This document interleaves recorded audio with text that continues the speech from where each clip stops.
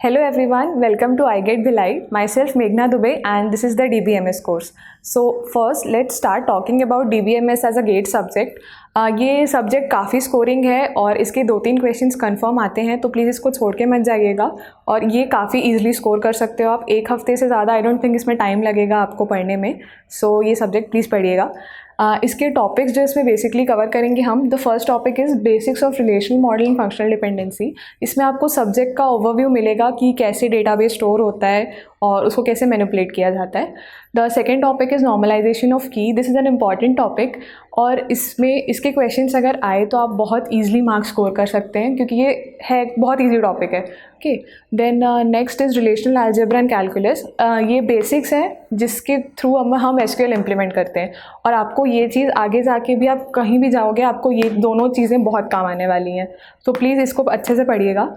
The fourth topic is SQL. ये topic थोड़ा tricky है, इसमें थोड़ा पेशेंस चाहिए, आपको काफ़ी क्वेश्चंस प्रैक्टिस करने पड़ेंगे, but once you get the hang of it you will get it. Okay, and fifth is file organization and indexing. इसमें आपको बेसिकली पता चलेगा कि डेटाबेस में कैसे इंडेक्सिंग होती है फाइल्स की और हम कैसे एक्सेस करते हैं। थोड़ा थ्योरी बेस्ड टॉपिक है बट आपकी पिक्चर क्लियर होगी कि एक्चुअली डेटाबेस में क्या होता है। Then next is transaction and concurrency control. This is also an very important topic. ये थोड़ा थ्योरी बेस्ड आपको लग सकता है क्योंकि इसमें काफ़ी सारे कॉन्सेप्ट्स हमें पढ़ने पड़ते हैं, बट आप 2-3 बार अगर आप इसको पढ़ लोगे तो आपको ये आराम से क्लियर हो जाएगा और आप इसके क्वेश्चंस बना सकते हो। The last topic is ER model. इसके क्वेश्चंस अब नहीं आते हैं उतने, बट फिर भी आपको पता होना चाहिए कि ER मॉडल कैसे बनता है और इसके क्वेश्चंस कैसे बनते हैं। So that's all about it. Let's start. So let's start with the basic introduction of the subject. सबसे पहले what is data. Data are facts जिनका कुछ मीनिंग होता है और जिन्हें हम कहीं स्टोर कर सकते हैं। Okay, next database, collection of this data. ये जो डेटा होता है आपके पास उसको आप जहाँ पे स्टोर करते हो that is known as database. Okay, next DBMS। तो अब हमारे पास डेटा है, डेटा स्टोर्ड है हमारे पास डेटाबेस में, तो अब उस डेटाबेस को हम एक्सेस कैसे करेंगे, मैनिपुलेट कैसे करेंगे, रिट्रीव कैसे करेंगे, ये सारी चीज़ें पॉसिबल होती है डेटाबेस मैनेजमेंट सिस्टम के through. So DBMS is a collection of program that allows us to create and maintain database. Also it helps us in defining, manipulating, accessing and sharing of data. Okay, तो next अगला question ये होता है कि bye DBMS हमें क्यों ज़रूरत पड़ी इसकी। तो पहले ट्रेडिशनल सिस्टम्स भी थे बट उनकी कुछ डिसएडवांटेजेस थे। फॉर एग्जांपल बहुत सारे डिसएडवांटेज हैं बट मेन यही होते हैं। So first is data redundancy. इसका मतलब ये होता है कि डेटा रिपीट हो सकता था उनमें। लाइक पुराने जो सिस्टम्स थे वो उतने एफिशिएंट नहीं थे कि वो रिडंडेंट डेटा को हटा सकें। For example let's say I have a student ID।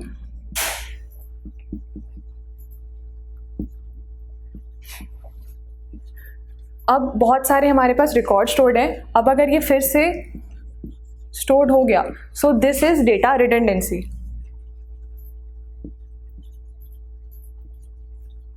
Okay, next data inconsistency. इसका मतलब ये होता है कि आपके पास डेटा जो है वो कहीं ना कहीं जाके इनकरेक्ट हो जा रहा है। इसका एग्जांपल भी देख लेते हैं।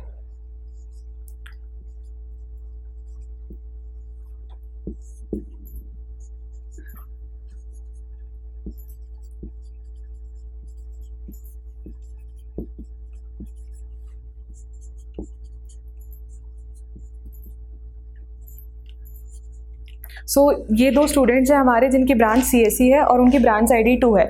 सो लेट्स से मैंने CSE की ब्रांच ID ही चेंज कर दी और ये अपडेट करके कर दिया 3, बट मैंने सिर्फ इस रिकॉर्ड पे किया क्योंकि पुराने जो फाइल सिस्टम्स होते थे वो इतने एफिशिएंट नहीं होते थे कि वो एक अपडेशन पे दूसरा अपडेशन कर सके। सो ये डेटा हमारा गलत हो गया क्योंकि CSE अब जो है वो सेकेंड ब्रांच ID का नहीं रहा। सो this is data inconsistency.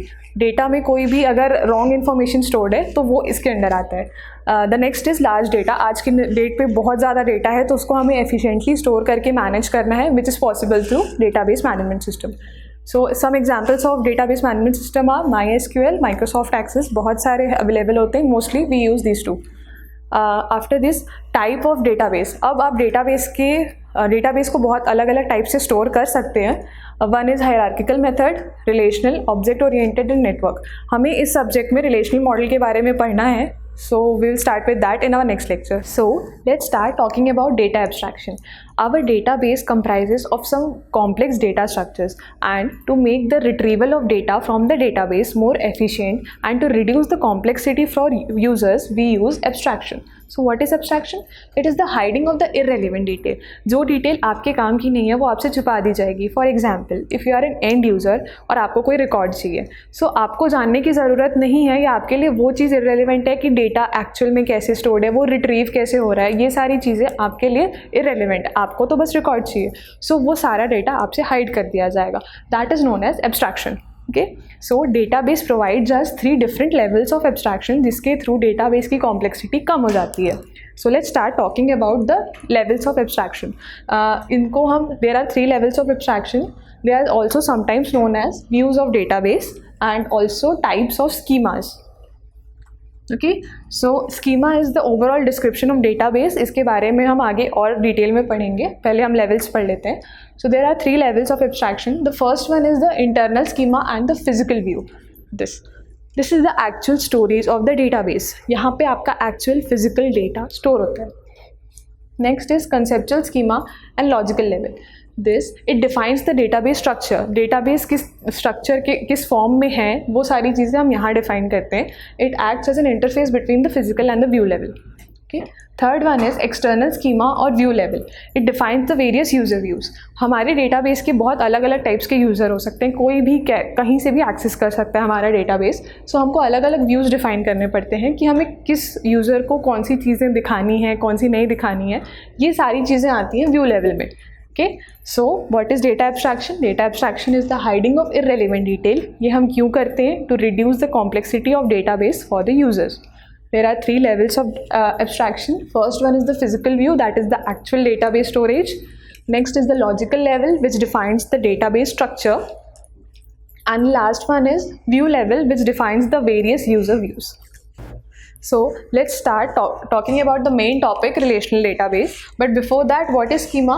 Schema is the overall description of the database. आपका database कैसे stored है, उसमें डेटा किस फॉर्म में है, उस पर constraints क्या क्या हैं, ये सारी चीज़ें आपकी schema में defined होती हैं.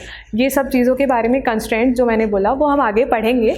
So schema is basically like a map to the database. Okay.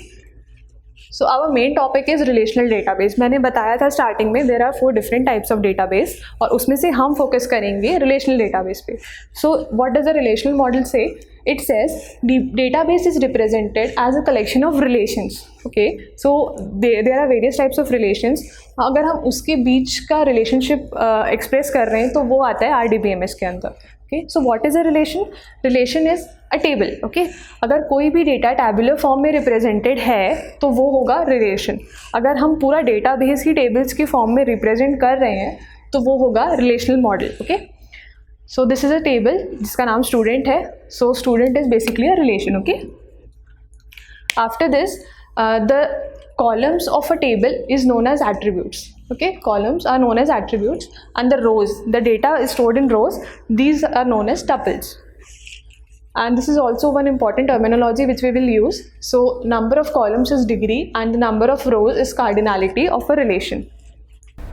So let's start talking about normalization. So मैंने अभी बताया कि RDBMS में आप टेबल्स के फॉर्म में डेटा स्टोर करते हो. सो टेबल आप कैसे भी बना सकते हो, राइट? बट अगर हमको एक अच्छा डिज़ाइन चाहिए, एफिशिएंटली उस डेटा को यूज़ करना होता है, तो हम उस चीज़ के अंदर आता है normalization. So what is the need of normalization? For example, let's see this table. This is a bad design. Why am I calling this a bad design? Because of these 3 reasons. The first one is updation anomaly. If there is a change in any column, it must be reflected in every tuple. Let's say, for example, ETC हमारे पास एक college में department था जिसकी department ID 1 थी. These 2 students were present in it. Okay, but let's say ETC, the branch is same, but they decide to change their name to ETNT, right? So ETC becomes ETNT. So I will update this one. Let's say I forgot to update this one.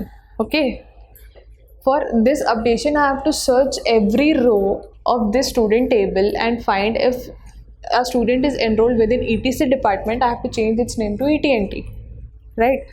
So this either leads to inconsistency of data or redundant work. Okay, This is the updation anomaly. Second one is deletion anomaly. If a row regarding last student of any department is deleted, information about the department is also deleted.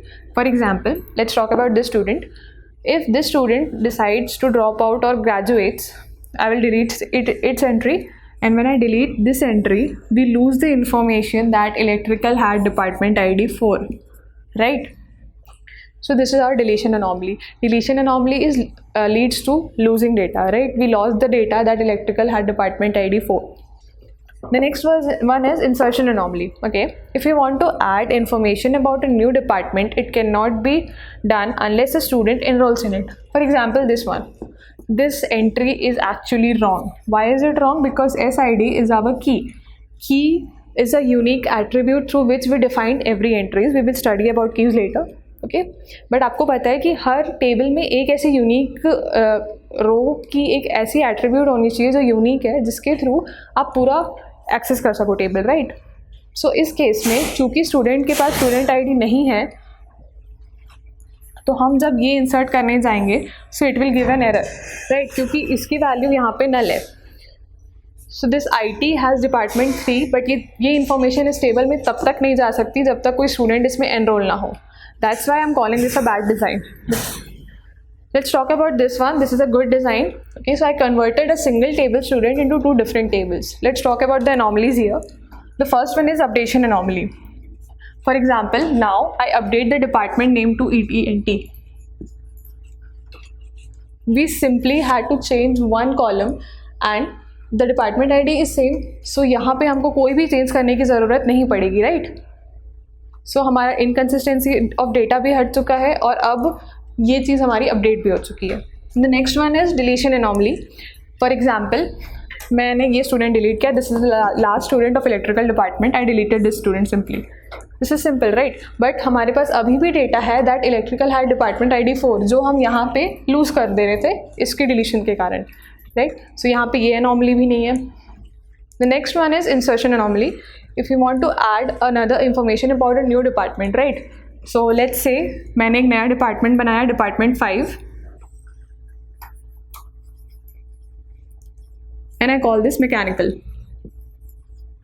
Okay, so कोई भी compulsion नहीं है कि यहाँ पे कोई student हो mechanical का. मैं सिंपली यहाँ पे एक ID और नाम देके उसको एंट्री करा सकती हूँ, right? So this is insertion anomaly. यहाँ पे ये तीनों एनॉमलीज ईजिली सॉल्व हो जा रही हैं. So this is normalization basically, कि आप डिफाइन करो आपका डिज़ाइन बैड है या गुड है. So there are some rules for normalization which we will see, and we will see how data is actually stored in a good form so that efficient retrieval and access is possible. So अब हम start करेंगे functional dependencies के बारे में पढ़ना. ये important topic है, so please ध्यान से पढ़िएगा और बहुत ईजिली समझ आ जाएगा आपको. बट उसके पहले मैंने लास्ट टाइम बताया था कि एक RDBMS में डेटा कैसे स्टोर होता है, टेबल के फॉर्म में. Okay, table is also known as relation. Let's say this is a relation R. Okay, इसमें जो रोज़ है हमारी, ये होती है tuples T1 T2. These are your tuples. And columns हमारे एट्रीब्यूट्स होते हैं, ये A, B एंड C. ये हमारे एट्रीब्यूट्स हैं. Okay, so now let's move on to functional dependency. तो फंक्शनल डिपेंडेंसी हमको बेसिकली रिलेशन बताता है between two set of attributes. Okay, इसकी डेफिनेशन थोड़ी कॉम्प्लिकेटेड लग सकती है बट बहुत ईजी चीज़ है. Basically it functional dependency between set of attributes alpha and beta specify constraints on a possible tuple. आप अभी इतना ही समझिए. For any two tuples T1 and T2 in R, if T1 of alpha equals to T2 of alpha, then T1 of beta must also be equals to T2 of beta. ये हो गई complicated सी definition थोड़ी. अब इसका बहुत easy सा एक example लेके हम समझते हैं कि एक्चुअली होता क्या है. सो सबसे पहले ये एग्जांपल देखते हैं. यहाँ पे मैंने ये बोला कि ये अल्फ़ा और ये बीटा, राइट? ऑल ये सारी चीज़ें एट्रीब्यूट्स हैं. ओके, फंक्शनल डिपेंडेंसी कोई भी दो सेट ऑफ एट्रीब्यूट्स के बीच डिफाइंड होती है. ओके, यहाँ पे अल्फ़ा बीटा हमारे एट्रीब्यूट्स हैं. उसके बाद मैंने बोला for any two tuples. Okay, so T1 and T2 are our tuples. Okay, if T1 of alpha equals to T2 of alpha, then T1 of beta is also equals to T2 of beta. This is an if then condition. Okay, let's see यहाँ पे कैसे work करता है.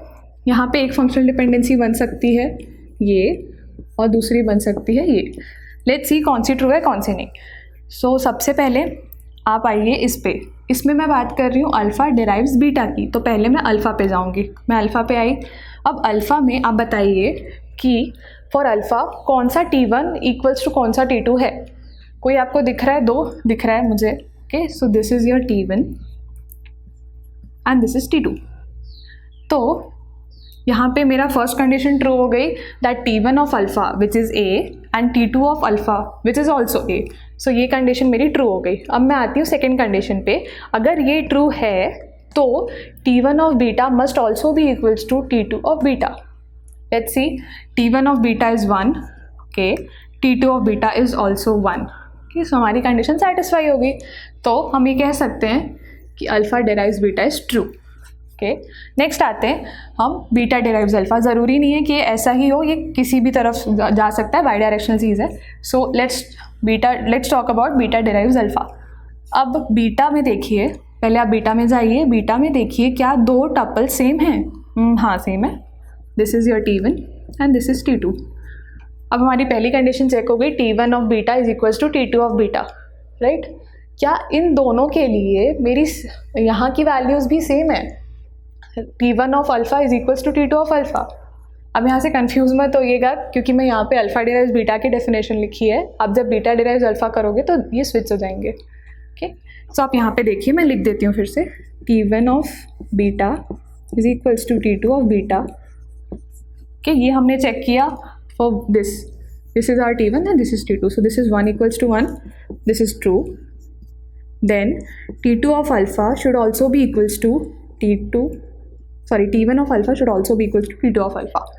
सो T1 of alpha A है, T2 of alpha ये भी A है, so this is also true. So this derives this, तो इसका मतलब beta derives alpha is also true. But ये बिल्कुल भी ज़रूरी नहीं है कि अगर अल्फ़ा डिराइव्स बीटा ट्रू है तो बीटा डिराइव्स अल्फ़ा भी होगा। हम आगे एग्जाम्पल्स में ये चीज़ क्लियर करेंगे। ओके, सो इस एग्जाम्पल पे आते हैं। यहाँ पे बोल रहा है, यहाँ पे सबसे पहले हम क्या चेक करें? Alpha derives beta. आप खुद सोचिए कि अल्फ़ा डिराइव्स बीटा के लिए क्या करना है आपको। अल्फ़ा पे आइए। अल्फ़ा पे आपको दो टपल सेम दिख रहे हैं? हाँ, दिख रहे हैं, ये और ये। फाइन। अब उसके लिए आप बीटा चेक कीजिए। तो मेरा इसके लिए बीटा तो 1 है, बट इसके लिए मेरा बीटा 2 है, so this is wrong, right. हमारी सेकेंड कंडीशन फेल हो गई। दिस शुड डिराइव दिस, अगर ये है कहीं भी तो ये भी होना चाहिए, तब हम बोलेंगे कि अल्फ़ा डिराइव्स बीटा ट्रू है। यहाँ पे ये दोनों तो सेम है, बट मेरी ये second condition, that is T1 of beta is not equals to T2 of beta. C,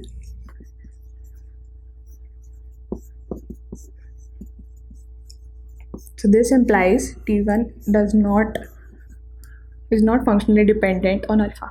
Beta is not functionally dependent on alpha.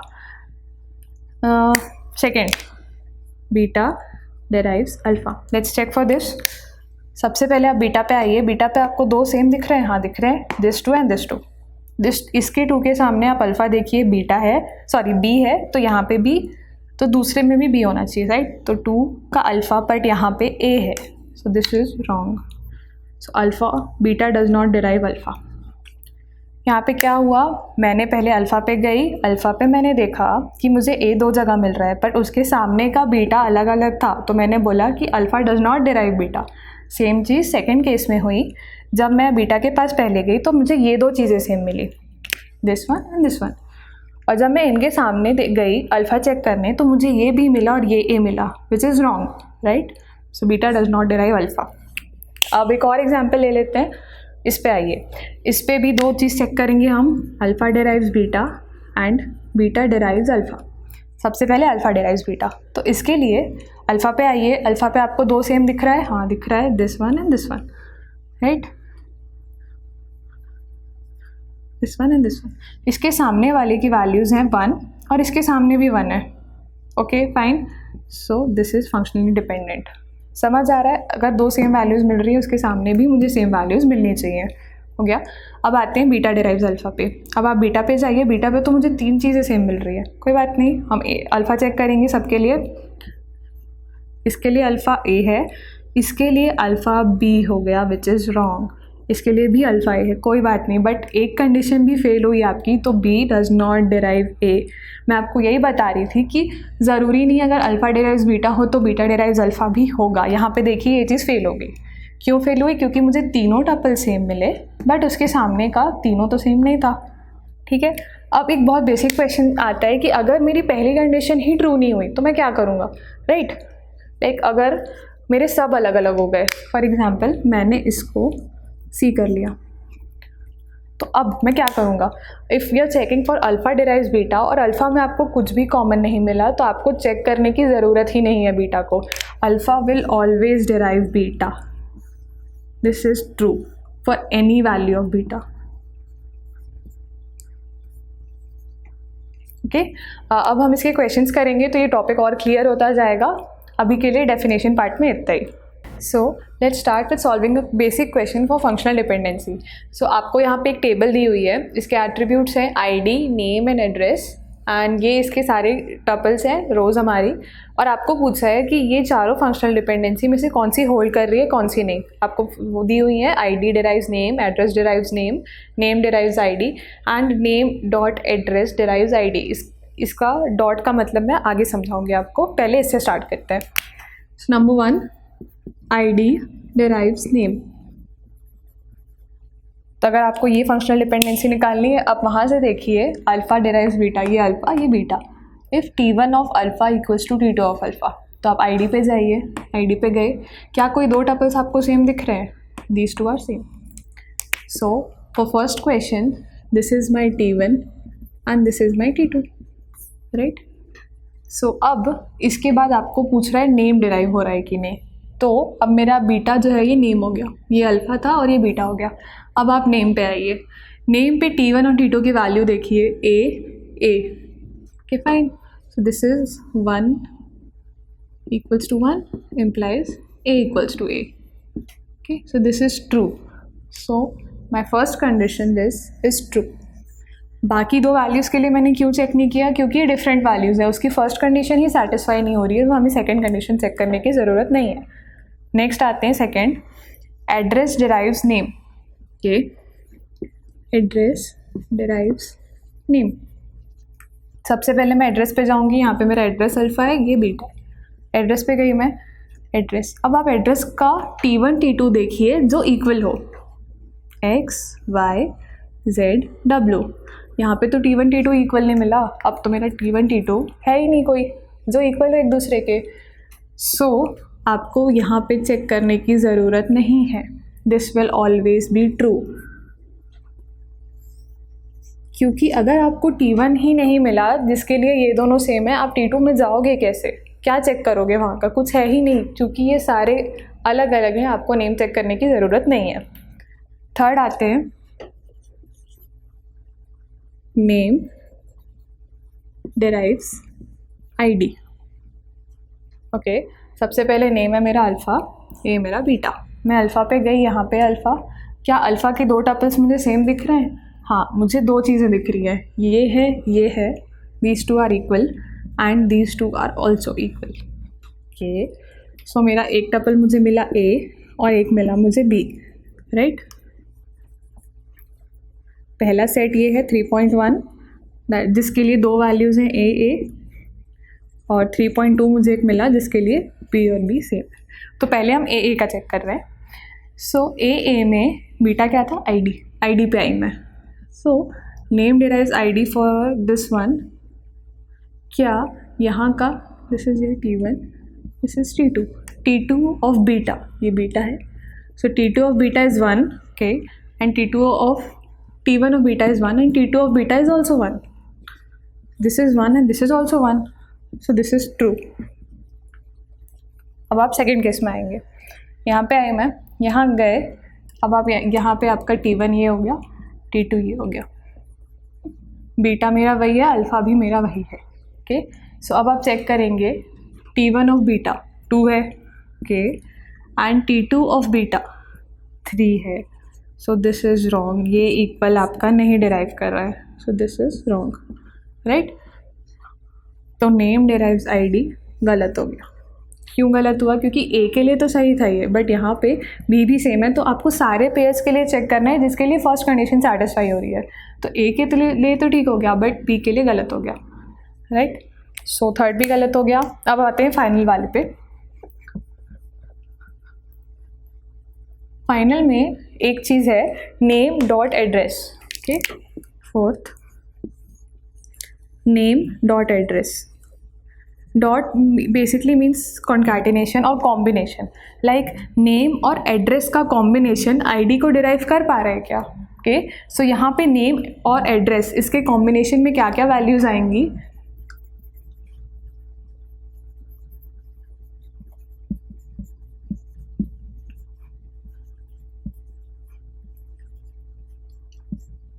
ये 4 वैल्यूज़ हमारे पास आएंगी और आपको ये पूछा है क्या ये आईडी को डिराइव कर रही हैं। So let me right ID here also.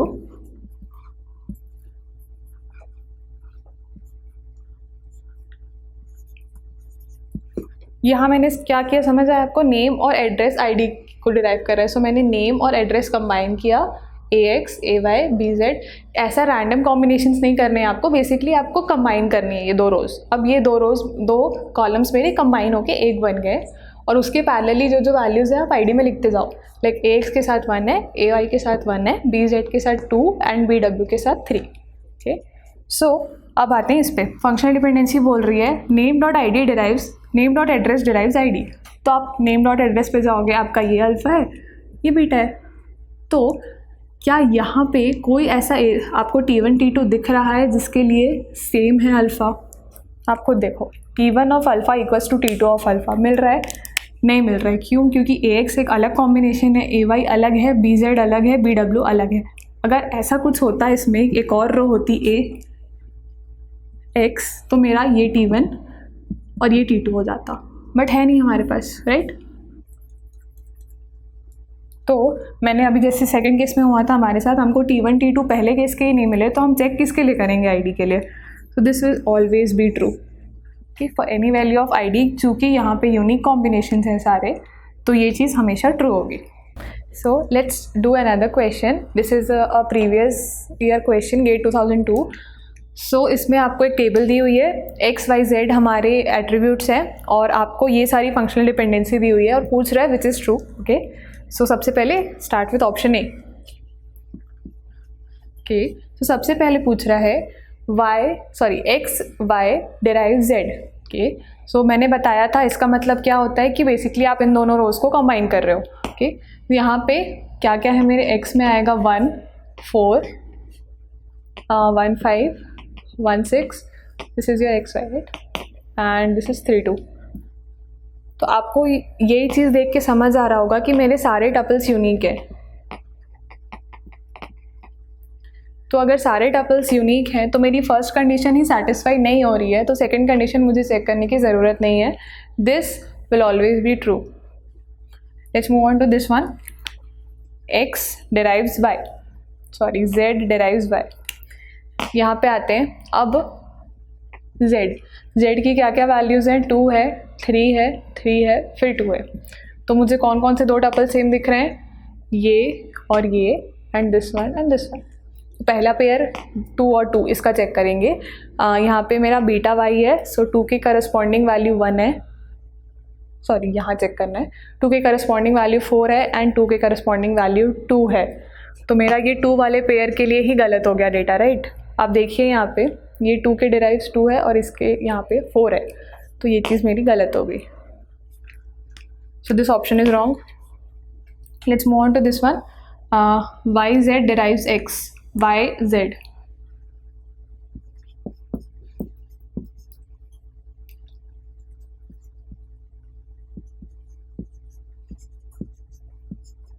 ये है हमारा वाई जेड। अब आप फिर से इसमें चेक कीजिए, इसमें हर वैल्यू यूनिक मिलेगी आपको।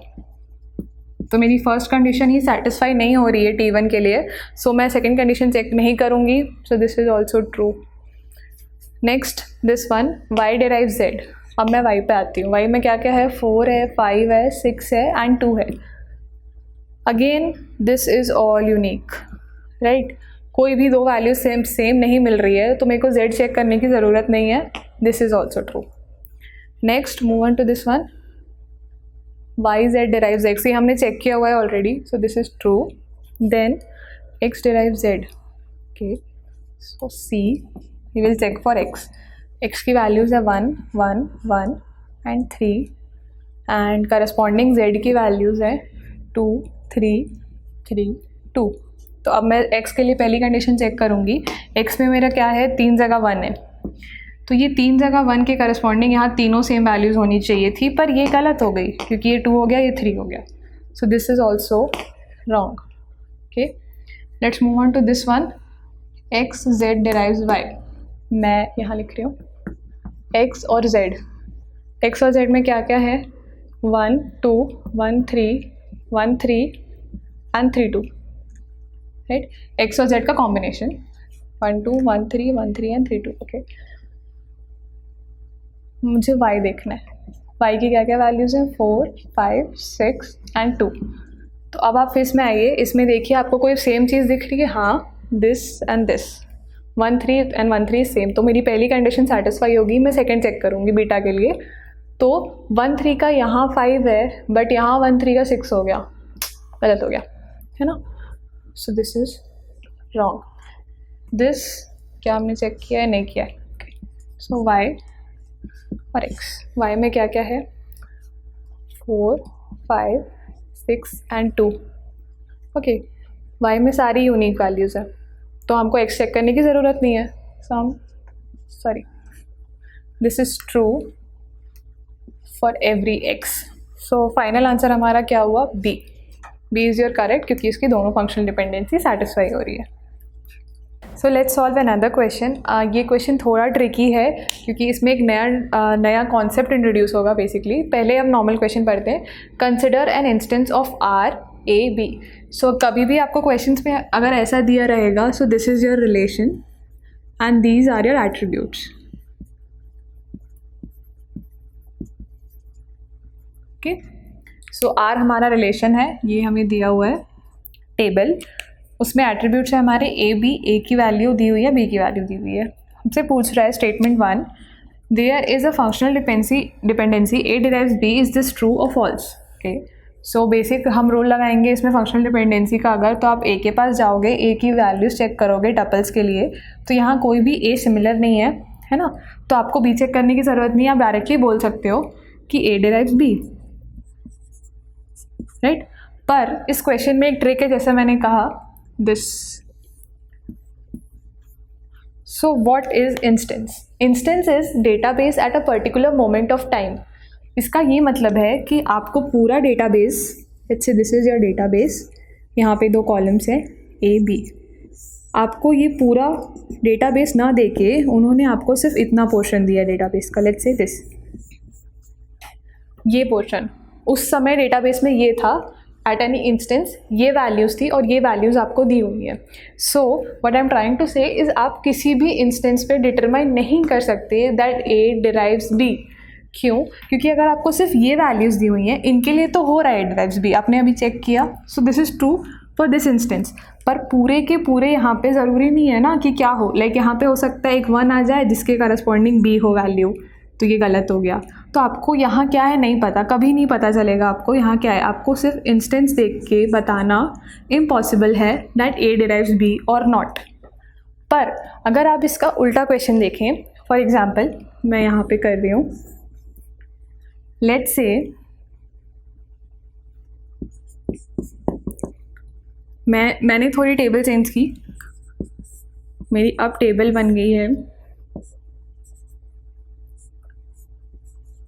ये मेरी टेबल है और मैं पूछ रही हूँ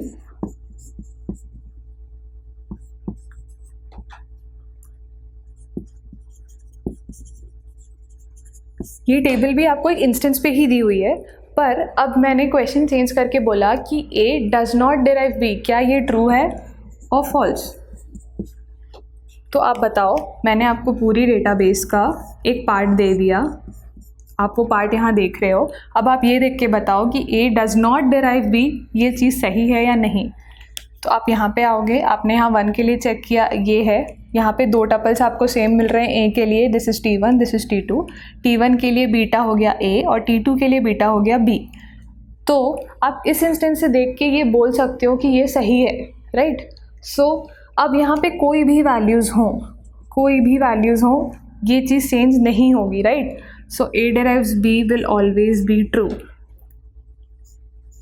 तो यहाँ पे ये चीज़ फॉल्स क्यों थी? क्योंकि मुझे डिटरमाइन करना था कि A derives B है या नहीं। और आप एक इंस्टेंस देख के कभी भी पूरे डेटाबेस का आप नहीं बता सकते कि पूरा डेटाबेस एक्चुअली में कैसा है, एक सिर्फ इंस्टेंस दिया हुआ है आपको, तो आप ये चीज़ कभी भी डिटरमाइन नहीं कर सकते। तो इसका आंसर आएगा फॉल्स।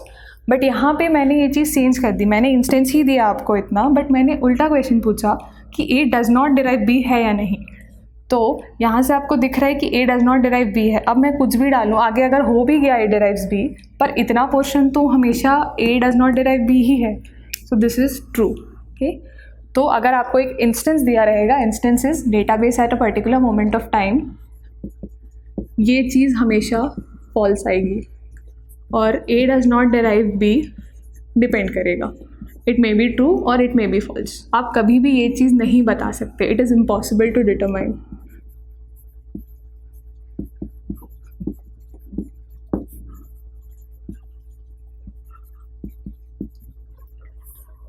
ये डिपेंड करेगा, अगर जैसे इस केस में क्या हुआ कि मेरा यहीं पे प्रूफ हो गया कि A does not derive B, अगर यहाँ पे ये होता तो मैं नहीं बता सकती कि आगे जाके ये करेगा नहीं करेगा, क्या हो रहा है क्या नहीं हो रहा है।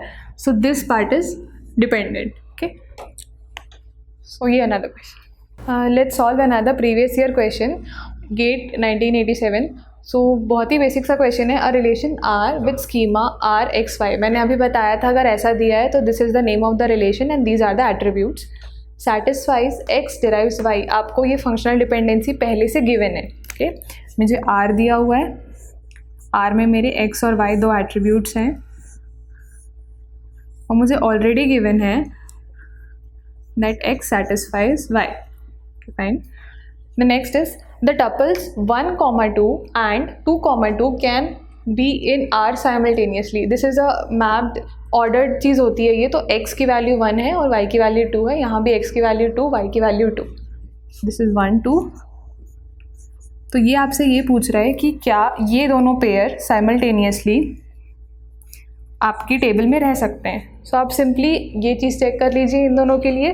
फॉर एग्जांपल मैं x पे गई, x पे मुझे सब वैल्यूज़ डिफरेंट मिली, तो मुझे y चेक करने की ज़रूरत नहीं है। सो x will always determine y। सो इन दोनों टपल्स अगर हैं यहाँ पे तो ये चीज़ कभी मतलब ये हमेशा सेटिस्फाई होगी। सो this is true that these two tuples can exist simultaneously which in relation R which satisfies x derives y. So let's move on to our next topic, closure. Closure, it is used to determine all set of functional dependencies for a given set of functional dependencies. आपको एक relation दिया रहेगा, for example A B C D E, ये हमारे attributes हैं, ये हमारा relation है और आपको ये set of functional dependencies given रहेगी। आपको all set of functional dependencies निकालना है, उसको हम कहते हैं closure of a functional dependency.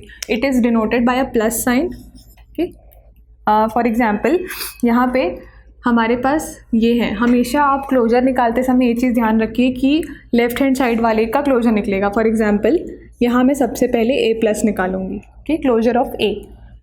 So closure of A में क्या क्या आएगा? सबसे पहली चीज़ जो क्लोजर ऑफ A में आएगी वो है A खुद। मैं ऐसा क्यों लिख रही हूँ आप कुछ सोचिए, मैंने फंक्शनल डिपेंडेंसी के बारे में बताया आपको। तो हमेशा A जो है वो अपने आप को डिराइव करेगा ही, क्योंकि अगर यहाँ पे दो सेम वैल्यूज़ हुई तो वो घूम के यहीं आ रहा है, राइट। सो कोई भी अगर एक एट्रीब्यूट है it will always derive it self. Second, आपको यहाँ पे दिया हुआ है A डिराइव C, तो वो भी चीज़ आप लिख सकते हो। नेक्स्ट इज़, अब यहाँ पे मेरा AC आ गया। अब आप यहाँ पे देख सकते हो कि AC के कॉम्बिनेशन से D आ जा रहा है, राइट। तो मैं यहाँ D भी लिख सकती हूँ। पर और कुछ आ रहा है क्या? आपको लग रहा है ACD के कॉम्बिनेशन से कुछ या CD के कॉम्बिनेशन से कुछ, और मुझे नहीं लगता कुछ आएगा यहाँ पे। So this is the closure of A। Okay, after this let's do for AC। सो मैंने बताया अभी, अगर कोई एक एट्रीब्यूट है तो वो खुद सबसे पहले आएगा उसके क्लोजर में, तो AC तो यहाँ आएंगे ही। इसके अलावा AC डिराइव्स D, आपको यहाँ दिख रहा है, सो मैं यहाँ D भी लिख सकती हूँ। और कुछ लिख सकती हूँ मैं यहाँ, AC कुछ और डिराइव कर रहा है, नहीं, this is also done. After this E plus. So E plus में क्या क्या चीज़ें आएंगी? ई सबसे पहले खुद आएगा, ये गिवन है आपको याद रखना, दिस इज़ गिवन, मैं कुछ नया नहीं लिख रही हूँ, ये चीज़ गिवन है आपको। सो दिस इज़ ई, जो ये खुद आएगा। After this E derives A D, this will A D. अब ये ए से मैं सी भी डिराइव कर सकती हूँ, मुझे गिवन है, सो मैं यहाँ पे सी भी लिखूँ, right. So this is my closure of E. So functional dependency का क्लोजर ऐसे ही निकाला जाता है। आपको जो भी राइट हैंड साइड में वैल्यूज़ दी हुई हैं, लेफ्ट हैंड साइड में आप उन सब का क्लोजर इंडिविजुअली निकाल सकते हैं। सो हमने अभी बात की क्लोजर की, तो उसका एक एप्लीकेशन होता है equivalence between two sets of functional dependency. मैं जो ये सेट की बात कर रही हूँ, ये सेट्स तो अलग अलग हैं but they always belong to a same relation. Okay, आपको एक रिलेशन दिया रहेगा। फॉर एग्जांपल यहाँ आपका रिलेशन है ये, इस रिलेशन के दो अलग सेट्स हैं मेरे। ये एफ एक सेट है, this is set 1 and G is set 2। So हमको ये बताना है is F equivalent to G. Okay, ये हमारा क्वेश्चन है। तो ये हम क्लोजर से सॉल्व करेंगे, इसलिए मैंने क्लोजर का कॉन्सेप्ट बताया था, और भी बहुत जगह यूज़ होता है क्लोजर। सो पहले ये क्वेश्चन ट्राई करते हैं हम। सो इसके लिए सबसे पहले आपको दो चीज़ें करनी होंगी। The first thing is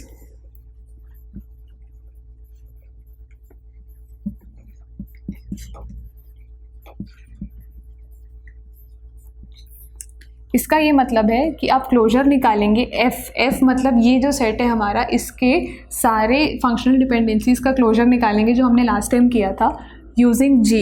okay, last time हम क्या कर रहे थे कि जैसे मैंने ये एक सेट लिया था एफ, अब मैं ए प्लस निकाल रही थी तो मैंने यहीं की फंक्शनल डिपेंडेंसी यूज़ की थी, राइट। लाइक ए प्लस निकाल रही थी तो ए आ रहा था, सी आ रहा था, फिर डी भी आएगा।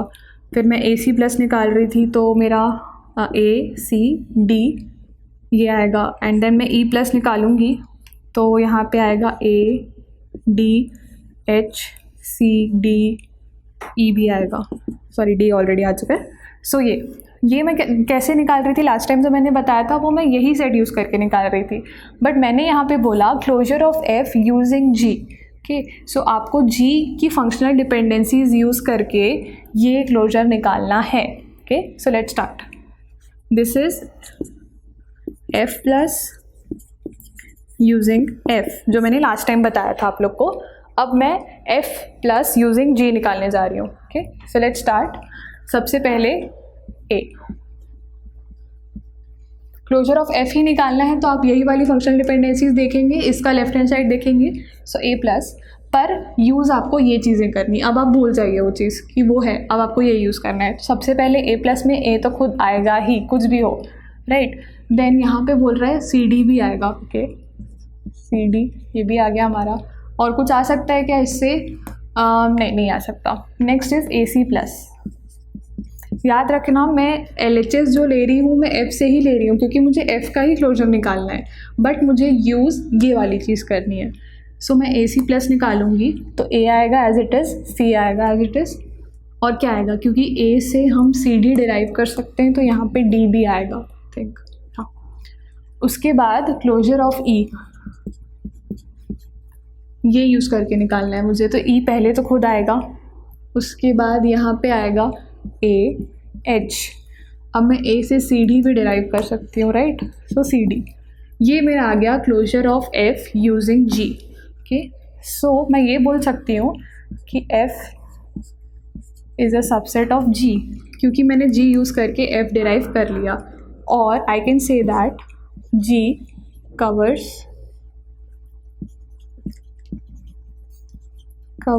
एफ। ओके, ये मैं क्यों कह रही हूँ, क्योंकि जी की फंक्शनल डिपेंडेंसी मैंने यूज़ करके एफ़ का क्लोजर निकाला। पर मैं ये कैसे कह सकती हूँ, एक चीज़ हमको चेक करनी पड़ेगी। सो सबसे पहले मैंने ए प्लस जब निकाला तो मेरा आया ए सी डी। अब आप ये देखिए, क्या यहाँ पे एफ़ पे यही ए सी डी आ रहा था?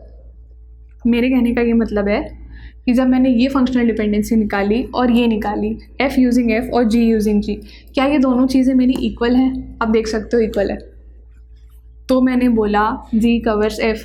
मेरा कहने का ये मतलब है कि अगर आप जी की फंक्शनल डिपेंडेंसी यूज़ करके एफ़ क्लोजर निकाल रहे हो तो भी कुछ छूट नहीं रहा इसका, राइट। ये इसका एक अनदर फॉर्म हो गया है। क्यों फॉर्म हो गया है? क्योंकि इसका ये सारी चीज़ें कहीं ना कहीं इसमें एनक्लोज्ड हैं। ये कैसे चेक किया हमने? Closure of F using G निकाला, closure of F using F निकाला, दोनों इक्विवेलेंट है, so we can say that G covers F. Now moving on to second,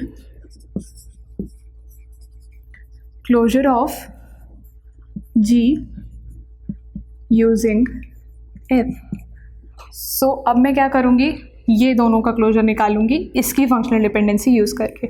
but उससे पहले let's find out G plus using G. जो हमने चीज़ यहाँ की थी एफ़ के लिए, अब हम जी के लिए कर रहे हैं। सो यहाँ से मैं ए प्लस निकालूंगी। सो ए प्लस में मेरा ए सी डी आएगा एंड ई प्लस निकालूंगी। सो आई थिंक मेरा आएगा A H C D and E. Okay, so अब यहाँ पे आते हैं closure of G using F. तो इन दोनों का ही क्लोजर निकालना है मुझे अभी भी, एंड ई प्लस। पर फंक्शनल डिपेंडेंसी मुझे कौन सी यूज़ करनी है? एफ यूजिंग एफ है। ओके, सो ए प्लस यूजिंग एफ, यहाँ से मैं क्या क्या डिराइव कर सकती हूँ? ए सी को डिराइव कर सकते हैं, ए को करेगा, ए सी को कर रहा है, और ए सी मिलके डी को कर रहे हैं। ओके, डी को कर रहे हैं। और कुछ आ सकता है यहाँ से? नहीं। सो अब आते हैं ई प्लस पे। ई प्लस में ई खुद आएगा, ई प्लस में और आएगा यहाँ पे A D and H. Okay, और क्या हुआ? ए से मेरा सी भी आ सकता है। सो मेरा सी भी आ गया यहाँ पे।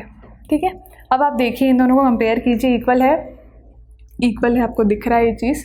सो again G is a subset of F, or you can say that F covers G। So मेरा पॉइंट क्या था? Equivalence between two set. अगर दोनों चीज़ें आपकी ट्रू आ गई, that is F is a subset of G and G is a subset of F।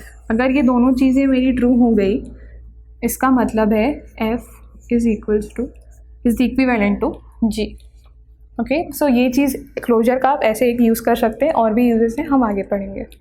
So let's solve another question on equivalence of sets of a functional dependency. Here consider two functional dependencies of a relation R. This is first and this is second. We have to choose which is true. Okay, F1 covers F2, F2 covers F1, और F1 is equivalent to F2 और none of these। Okay, let's see. तो सबसे पहले मैंने बताया था, first thing is we have to calculate closure of F1 using F2।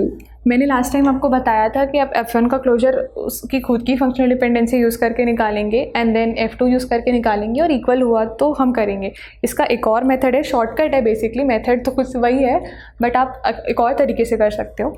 Like मैंने यहाँ बोला F1 की फंक्शनल डिपेंडेंसी यूजिंग F2। सो मैं F1 पे गई, F1 पे मेरे LHS में जो है मैं लिख लेती हूँ A plus C D plus और सी प्लस, राइट, ये सेम है। सो यही होगा। तो अब मैं ये तीनों की फंक्शनल डिपेंडेंसी निकालूंगी यूजिंग F2, जो मैंने यहाँ लिखा हुआ है। सबसे पहले ए प्लस पे आते हैं। ए प्लस में क्या क्या आएगा? ए खुद आएगा, बी आएगा, सी आएगा, सी से डी और ई आएगा, दैट्स इट। हाँ, then C D, C and D combined है, सी डी खुद आएंगे, ई भी एक आएगा, और कुछ आ सकता है? नहीं। देन सी से क्या क्या आएगा? सी खुद आएगा, डी और ई भी आएंगे, उसके अलावा और कुछ नहीं आ सकता। ठीक है, तो अब मैंने ये निकाल लिया। अब आपको मैंने लास्ट टाइम क्या बताया था कि आप F1 प्लस निकालोगे F1 ही यूज़ करके, राइट, मतलब from F1 we will derive F1 plus. So यहाँ से ये करके फिर आप कंपेयर करोगे। अगर आपको ये चीज़ नहीं करनी है तो आप इसको नहीं भी करके आप डायरेक्टली कंपेयर कर सकते हो। कैसे करेंगे आप खुद देखो कि यहाँ पे ए प्लस में क्या क्या है? A B C D E. तो बेसिकली ए की सारी फंक्शनल डिपेंडेंसीज वहाँ कवर्ड हैं, जो ए डिराइव करेगा। अब आप यहाँ पे देखो, यहाँ पे ए बी सी को डिराइव कर रहा है और डी को डिराइव कर रहा है। क्या यहाँ से मैं यहाँ आ सकती हूँ? ए में तो बी सी है और डी है, ठीक है, ए में बी सी है, डी है, जो चाहिए था हमको वो यहाँ पे प्रेजेंट है। So this is correct. Okay, अगर नेक्स्ट आते हैं सी डी पे।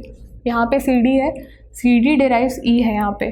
क्या यहाँ से मुझे सी डी डिराइव्स ई मिल रहा है? हाँ मिल रहा है मुझे, so this is also true. Next is C plus. अब मैं सी प्लस पे आई। सी प्लस के लिए मुझे चाहिए डी, तो सी प्लस के लिए डी ये भी है मेरे पास, राइट। सो बेसिकली यहाँ की सारी फंक्शनल डिपेंडेंसी मैं यहाँ से डिराइव कर रही हूँ, कुछ भी एक्स्ट्रा नहीं है मेरे पास। कुछ बच रहा है एक्स्ट्रा? नहीं। So I can say that F2 covers F1. Let's move on to second. अगर आपको ये मेथड समझ नहीं आया जो मैंने डायरेक्टली किया, तो आप ऐसे भी कर सकते हो कि आप F1 का क्लोजर निकालो यूजिंग F1 और फिर ये दोनों को कंपेयर करो। This will give the same result. Okay, second is closure of F2 using F1। तो F2 में क्या क्या है हमारे पास? A है, A plus, C plus and D plus. So अब मेरे को F1 यूज़ करना है। ओके, मैं A पे आई, F1 यूज़ करके A की फंक्शनल डिपेंडेंसी। सो A से BC डिराइव होगा, A खुद डिराइव होगा, BC डिराइव होगा, A से D भी डिराइव होगा एंड C है तो आई थिंक E भी आ जाएगा, राइट। CD है तो E आ जाएगा। हाँ, अब आते हैं C प्लस पे। C प्लस में क्या क्या है मेरे पास? C प्लस में D है मेरे पास, C खुद है, D है और क्या है? E है। इतना ही है आई थिंक। हाँ, C से मैं यही तीनों चीज़ें डिराइव कर सकती हूँ। अब मैं आती हूँ D प्लस पे। तो यहाँ पे आप देखो D खुद को डिराइव करेगा, बट यहाँ सिर्फ D कुछ भी डिराइव नहीं कर पा रहा है अपने अलावा। लाइक अपने आप को तो सब डिराइव कर सकते हैं, पर उसके अलावा वो कुछ नहीं कर पा रहा है। सो हो गया मेरा इतना। मैंने F1 यूज़ करके F2 का क्लोजर निकाल लिया। अब मैंने आपको क्या बोला? इंस्टेड ऑफ, अगर आप F2 का क्लोजर अपने आप से निकालो, इंस्टेड ऑफ आप डायरेक्टली भी चेक कर सकते हो। So let's check directly. यहाँ पे आइए, A डिराइव्स BC आपको दिया हुआ है, A डिराइव्स BC प्रेजेंट है, C derives DE, C derives DE present है, but D derives E, D derives E तो यहाँ मिसिंग है, राइट। सो यहाँ की एक फंक्शनल डिपेंडेंसी छूट गई जब आप यहाँ से क्लोजर निकाल रहे थे, right. So this means F1 does not cover F2। So F1 does not cover F2। तो मैं, हमारा क्वेश्चन ओरिजिनली था, मैंने बोला था इक्विवेलेंट तब होंगे जब दोनों एक दूसरे को कवर कर रहा है, बट इस केस में only F2 covers F1। So this is our answer. So let's do another previous year question based on closure property. ये जो मैंने स्टार बनाया है ये भी कभी कभी क्लोजर का, इसका मतलब भी क्लोजर होता है। So let's see, in a schema with attributes ABCDEFG set of functional dependencies are given. ये सब हमें गिवन है, right. Which of the following is false. इसका मैं ऑप्शन का मतलब बता दे रही हूँ। इसका मतलब है C और F कंबाइन मिलके उनका क्लोजर जब निकलेगा तो क्या ये सब आएगा, and similarly for all. Okay, so let's start with option A। Okay, so option A is CF star. So मैंने आपको बताया कि CF के क्लोजर में C और F खुद सबसे पहले आएंगे, और क्या क्या आ सकता है यहाँ से आपको देख के मुझे बताना है। सो CF, यहाँ से मैं G लिख सकती हूँ, मैं G से A लिख सकती हूँ, और A और F है मेरे पास तो मैं D लिख सकती हूँ। देन E नहीं है मेरे पास, B भी नहीं है, सो वेट अ सेकेंड, F से मैं E लिख सकती हूँ, A और F से D हो गया। थिंक B को छोड़ के मैं सब कुछ लिख सकती हूँ, राइट। हाँ, I think this is complete. So ये मेरा आ गया क्लोजर ऑफ CF। क्या ये इसके इक्विवेलेंट है? ACDE, हाँ ये इक्विवेलेंट है, so this is true. Next second option पे आइए आप, BG स्टार। ये हम डायरेक्टली यहीं से चेक कर लेते हैं, BG स्टार। तो B और G तो वो अपने आप को इंक्लूड करके आएगा ही साथ में। इसके अलावा जी से आप ए डिराइव कर सकते हो, राइट। सो ये ए आ गया, ए और बी मिलके सी डी डिराइव कर सकते हैं। सो मुझे आगे जाने की ज़रूरत नहीं है। आई थिंक इससे ज़्यादा भी आएगा तो वो चलेगा, क्योंकि ये सब तो आ गया अपना, right. So let's move to option C, A F star. Now A F star में ए और एफ खुद तो आएंगे ही, उसके बाद ए एंड एफ है ना हमारे पास, एफ डिराइव्स ई, सो ई भी आ गया, and A F derives D, so D भी आ गया, and D E derives F, वो आ चुका है। और आई थिंक कुछ और नहीं आ पाएगा। सी को कोई डिराइव कर पा रहा है क्या? नहीं। और जी को भी कोई डिराइव नहीं कर पा रहा है, क्योंकि सी नहीं है मेरे पास। सो आई थिंक इससे ज़्यादा नहीं आएगा मेरे पास, जी नहीं आएगा और सी भी नहीं आएगा। ये कुछ, हाँ इसके आगे आई थिंक इतना ही आएगा। ये एक बार फिर भी चेक कर लेते हैं fourth option. So A B star में ए और बी तो आएंगे ही खुद। उसके बाद A B star derive C D है, सो सी डी भी आ गया, एंड सी डिराइव जी है, सो ये भी आ गया। So this is our only incorrect option, क्योंकि इसमें ये दोनों नहीं आ रहा है, सी और G. So let's solve another previous year question. This is GATE 2015 question, बहुत ही ईजी क्वेश्चन है। कंसिडर अ रिलेशन एक्स, जिसमें ये सारे एट्रीब्यूट्स हैं, ये हमारा रिलेशन है table, which following functional dependencies F is equals to, ये एक फंक्शनल डिपेंडेंसीज है, that is P R derives S T and P S U derives Q R. ठीक है, क्वेश्चन है which of following is the trivial functional dependency in F plus where F plus is the closure of F. तो इस question में कुछ नहीं है, आपको क्लोजर भी निकालने की ज़रूरत नहीं है, आपको बस इस वर्ड का मतलब पता होगा और आप इस क्वेश्चन को सॉल्व कर सकते हो। ओके, मैंने लिखा हुआ है functional dependency, trivial functional dependency का मतलब if X derives Y then Y must be a subset of X, y must be a subset of x. For non-trivial x intersection y is 5. So आप simply इस options में वो चीज़ apply कर सकते हो। First option is A, P R, this is R x and this is your x, and y क्या है आपका S T, x intersection y is 5, sorry, is equals to 5. So this is a non-trivial. This is non-trivial. Second, B is, this is x is again PR and y is RT, right? RT. So x intersection y. This is R. Okay, ठीक है, मतलब ये non trivial नहीं है। पर second thing, if x derives y then y must be a subset of x. R, T or PR, y is not a subset of x. So this is neither trivial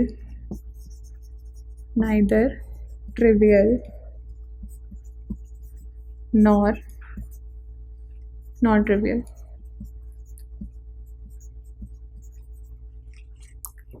C,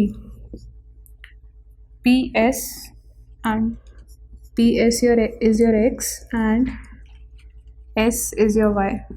You can clearly see that y is a subset of x. Therefore, this is trivial. Similarly, for last one, it is not trivial, right? Because intersection is 5. This is not trivial. So हमसे question में पूछा था विच of the following is a trivial functional dependency, so this is a trivial functional dependency. बस आपको ये चीज़ पता होती आप ये सॉल्व कर सकते थे। मोर ओवर आपको मैं नॉर्मली भी बता दूँ, ट्रिवियल का मतलब होता है वो ऐसी चीज़ जो हमेशा हो, लाइक डजेंट मैटर कि ये फंक्शनल डिपेंडेंसीज आपको दी हुई है नहीं दी हुई है, ये चीज़ हमेशा होगी। क्यों? क्योंकि पी एस हमेशा एस को डिराइव करेगा ही, क्योंकि इसमें एस खुद आ गया है। सिमिलरली जैसे अगर मैं बोलती P R derives P R या सिंपली आर, तो ये चीज़ हमेशा होगी ही, यहाँ कुछ भी हो डजेंट मैटर, बट ये चीज़ हमेशा होगी। सो ट्रिवियल मीन्स ऐसी चीज़ जो हमेशा होगी, ऑब्वियस चीज़ जो होती है वो होती है ट्रिवियल। सो यहाँ आप सबको देखोगे तो ये डिराइव तो हो रहा है पर ये ट्रिवियल नहीं है, क्योंकि ये हमेशा नहीं होगा। अगर ये फंक्शनल डिपेंडेंसी एग्जिस्ट नहीं करती दिस वन, सो ये चीज़ मैं नहीं बोल सकती।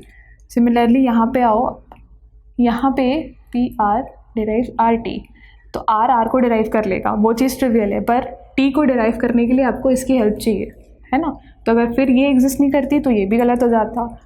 यहाँ पे P S U derives Q, ये इस चीज़ को यूज़ करके बन रहा है, मतलब ऑब्वियस नहीं है। ये सारे, ये जो uh, this one and this one, ये तीनों चीज़ें यहाँ से आई हैं, ये ऑब्वियस नहीं है, ये हमेशा ट्रू नहीं रहेंगी।